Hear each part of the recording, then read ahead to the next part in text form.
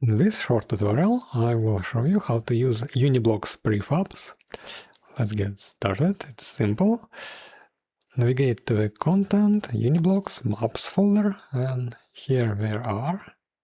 Let's switch view type to something more manageable. And now we clearly see there are plenty of prefab objects. All of them are buildings.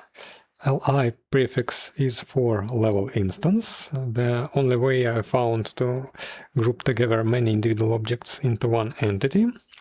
You can drag and drop and place this on your map, as we can see later. And each building have art series name at the beginning. Art, classic, futuristic, modern, and the type of a building as the second word. So it can be cabin, it can be house, it can be studio, something bigger like office, stuff like that. And the last suffix is the version number, of course, in case it will be updated in the future.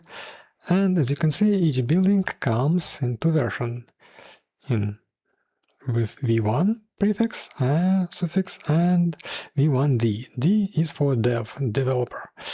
This one is in developer textures, and we can have a quick look how it is. Just create a new level.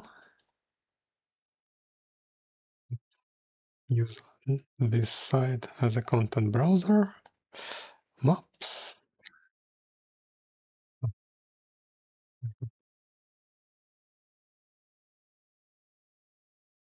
Drag and drop building you want, and drag and drop its developer version.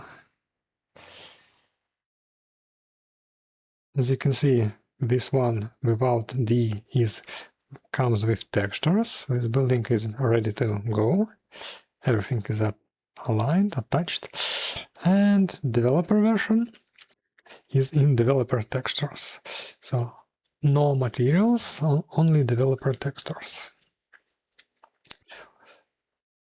It's much easier to edit in case you need big changes. As you can see a bit later, color code is clearly exposed, so everything will be easy to understand how it connects to each other, how to change those, stuff like that.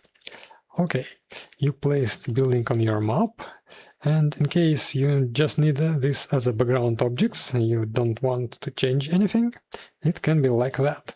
But in case you want to edit it, you need to set grid alignment settings very strictly. Uniblocks is all about aligning to the grid with 0.5 meters step, 50 centimeters. Make sure your scaling set to world space or coordinate system. Grid step for movement 50 units, rotation increment 45 degrees, and snapping increment 0.5. Those are mandatory. Okay, they are set, but building is outside of the grid, as you can see. So to align it to the grid quickly, you can just press Ctrl and.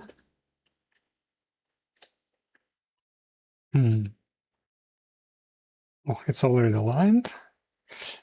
So let's make it a bit off grid. For example, like that. Press Ctrl and it's on the place.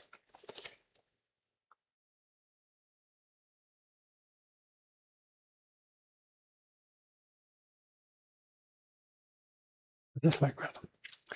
Okay, everything is ready. How to edit this? To access individual blocks inside this building, we need to unpack this level instance to, well, individual objects. To do that, as you can see, those two buildings, dev version and normal one, are just one big object, and all sub-objects inside are not available.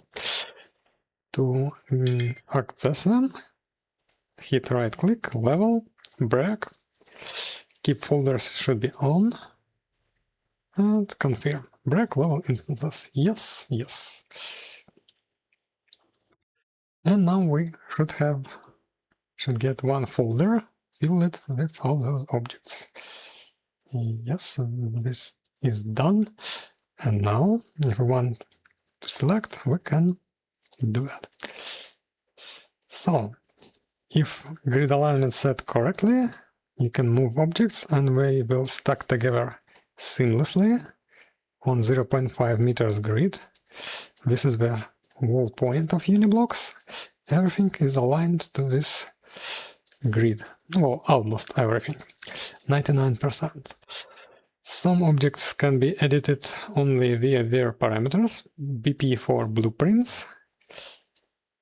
For example, if you want to change something like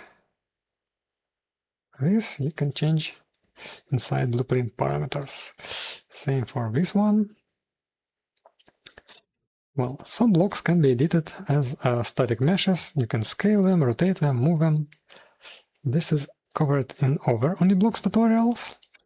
And again, if you plan big changes, it's better to use developer version with all those special cases blocks, color code clearly visible.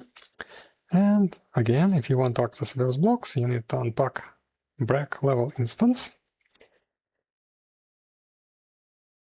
And it's ready to be used.